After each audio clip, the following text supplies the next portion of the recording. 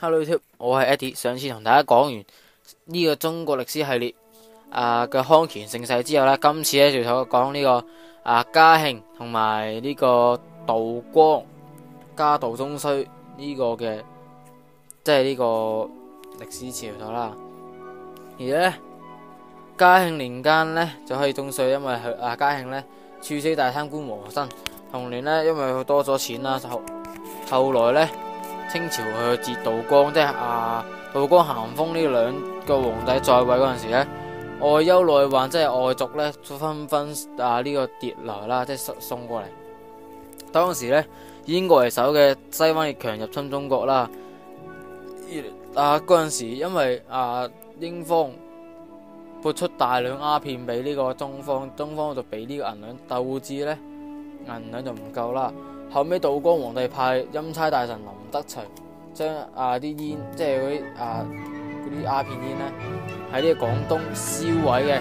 佢同行呢仲有兩位嘅，就係呢個嘅兩廣總督鄧廷楨同埋廣東水師提督關天培嘅。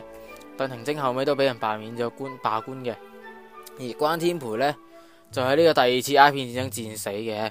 好，喺清朝初期呢，中國同埋西方都有通關嘅。喺康熙平定咗呢個台灣之後呢，下令廣東、福建、浙江、江蘇4個設立海關，即係准許呢個外國商人嚟經商啦。不過清朝呢，皇帝認為中國嘅物產豐富，即係呢個鐵攞乾隆嗰陣時接見過英國使者嘅，就話你肯唔肯同我哋合作？肯同我合作就同盟國啦，即係而家講嘅。但係乾隆當時就話：大清乃天朝之國，即係咧我呢係天朝所委派落嚟嘅，唔需要你哋呢啲列強幫手。但係清廷嗰方面呢，認為中國嘅經濟可以自給自足啦，但係呢，又驚呢個漢族，即係清朝係和滿噶嘛，滿族又驚呢個漢族呢同呢個外國聯合，即係就打翻呢個清朝嘅，所以呢，佢呢對外對關係就係閉關自守，即係閉關鎖國啦。而家所講嘅後尾呢，鴉片戰爭完咗之後呢，即係連道光帝都有處理鴉片嘅。後尾呢個鴉片戰爭確立之後呢，呢林德徐俾人俾道光革職查辦啦，另派琦善呢同英國嘅談判，琦善到廣州呢，答應英國開呢個商埠、賠償煙費等要求嘅。喺道光21年，公元1841年初，雙方呢談判期間呢，英軍呢登陸咗呢個同埋強行佔領香港島嘅。好，而道光帝呢聽到之後呢，就將琦善革職查辦，因為呢，佢係談判失當啦，革去其職，即係唔會查辦啦，直接革職。下令呢對英國宣戰嘅，雙方戰事又再起啦。英國呢有擴大戰爭，派呢個璞頂查，即係香港第一任港督呢個璞頂查，率領呢個南東嚟啦，沿住長江直接入落嚟，打敗呢個守軍，逼至南京。清廷呢無力抵抗，只好向英軍呢個求和。雙方簽訂南京條約，南京條約包括呢就係賠償600萬銀，同埋開放廣州為通商口，同埋呢仲要將香港島納為呢個嘅強行，即係佢係佔領嘅土地啦。而南京條約之後呢，太平天國即係洪秀全嗰啲開始出嚟啦。中衰之後呢，道光年間發生鴉片戰爭啦，各地求和。但係後尾呢，太平天國呢，就喺廣東洪秀全啦。後期即係道光帝死嗰陣時開始洪秀全啦。洪秀全同鄉馮文山喺廣州大傳教啦，吸收咗楊秀清蕭朝貴韋昌輝、石達開等呢個得力助手啦。其後呢個信徒發展至幾千人，拜上帝同利用呢廣州連即係連失方啦，就誓師起事，宣太平軍啦。後尾呢，洪秀全攻佔呢個永安，開始嘅政權，就定國號太平天國，自稱呢個天皇，開始分封啦。冇幾耐呢，太平軍呢北上，連接擊敗清軍，各地咧反清勢力聞風響應啦。佢後尾攻佔埋南京，定為國都，改名天京啦。嗱，南京之後咧就有個北京嘅，北京即係天津啦，就係呢個皇帝嘅居所。後尾咧呢個洪秀全咪咩嘅？洪秀全俾人離間，楊秀清啊、韋昌輝啊、呢個石達開都死晒啦。後尾咧太平天國咧就俾曾國藩、呢個湘軍同埋李鴻章準軍，即係呢啲係州名，即係省名嚟嘅。入去人招募呢個咧洋槍隊，即係射槍嗰啲，就係太平軍嘅勁敵啦。後尾朱王內訌之後咧，太平天國咧失敗啦。好，阿來號事件呢，我要講一講呢個葉名琛，即係英法聯軍嘅後尾啦。英法聯軍後尾中國都係輸嘅，佢簽訂呢個英法聯軍係簽訂天津條約啦，要開呢個即係准許英國、法國公使駐呢個北京，開10個通商口岸，培養大批呢個銀兩嘅。呢個咸豐6年發生，同埋咧佢向有華就自行傳教，決定關稅嘅條約啦。後尾咧圓明園咧，即係而家嘅長春縣、宜昌縣組成嘅三個縣組成，就係清代一家大嘅皇室啦，即係喺雍正、乾隆、嘉慶、道光、咸豐呢5朝咧長居呢個圓明園享樂嘅。但後尾咧舉行例會、諸靈政事都喺呢度發生嘅。後尾咧就因為呢個英法聯軍，結果咧就被呢個燒毀嘅。後尾呢葉名琛咧即係輸咗咧之後咧，葉名琛係兩廣總督嚟嘅，佢俾英法聯軍俘虜咗。嗱，逐漸一步咧就南京條約天津北京條約呢啲組成啦。好，之後咧我要再同大家講一講啦。之後就到同治光緒冇啦，之後就開始完噶啦呢個中國歷史系列。好，自道光咸豐以嚟咧，中國陷入咗有內憂外患啦。後尾英法聯軍都輸埋嗰陣時咧，同治即係慈禧太后俾奕欣恭親王搞呢個嘅洋務運動，即係咧呢奕欣係同治個細佬啦，應該係唔知打過細佬嚟。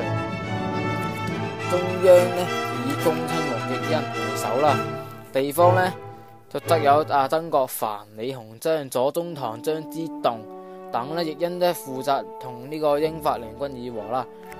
首先咧就造請設立呢個總理國事務衙門，專責咧處理呢個嘅洋務機構啦，提及買呢個西洋炮兵嘅開波啦。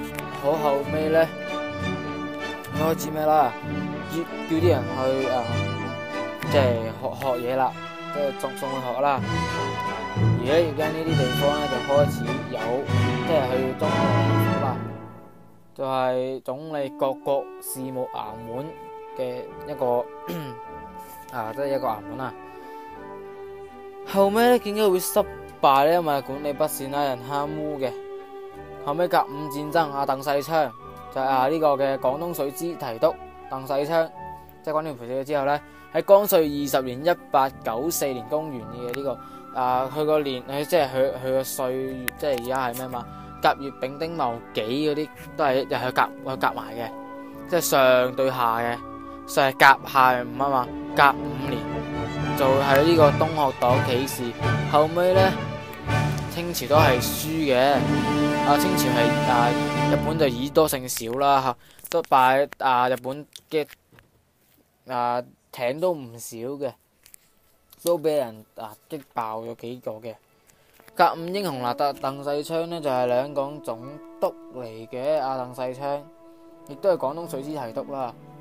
鄧世昌率領呢個軍官呢做咩啦？佢係呢個鄧世昌就會唔會賣隊友嘅喎？佢呢就即係佢最先行嘅，即係佢最先頭部隊啦。